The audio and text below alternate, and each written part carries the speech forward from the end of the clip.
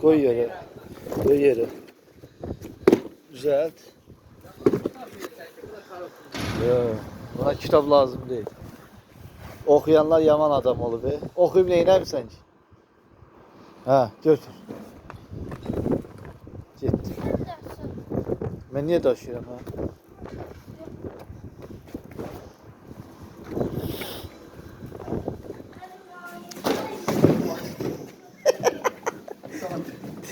Ha şey.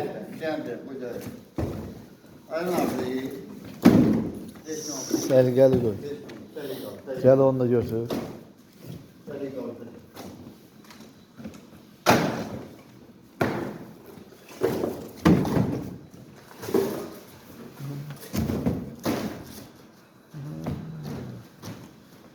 Maşında koy. Maşında.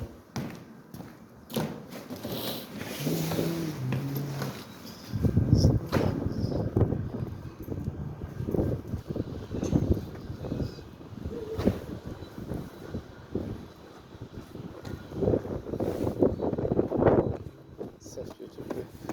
Ona göre aşağı yazar.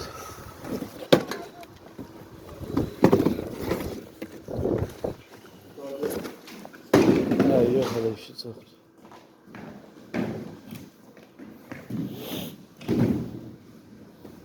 Bırak maşınlara da bakıyor.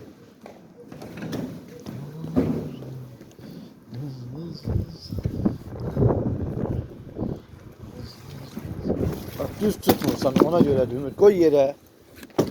Bunu da koy içine. Öğrenmezsen. Bak bu yeçe deşilerden tut. Yeçe deşilerden tut. Ay istesen öğrenersin. Gitti. Ay Lan öğren. Öz başına sana öğrendiler. Biz neter öğrettiler, biz de size öyle öğrettik. Kaldı o. Bakıyor var. Ömer bakıyor. Üçüncü He var.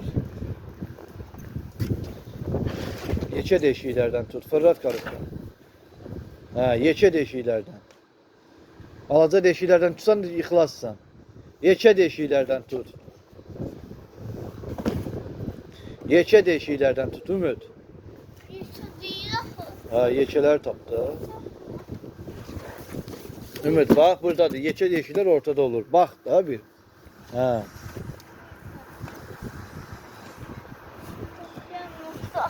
Apar.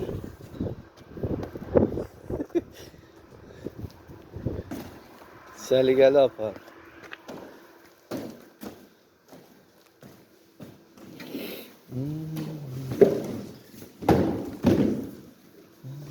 Kaldı bu doğru olsun.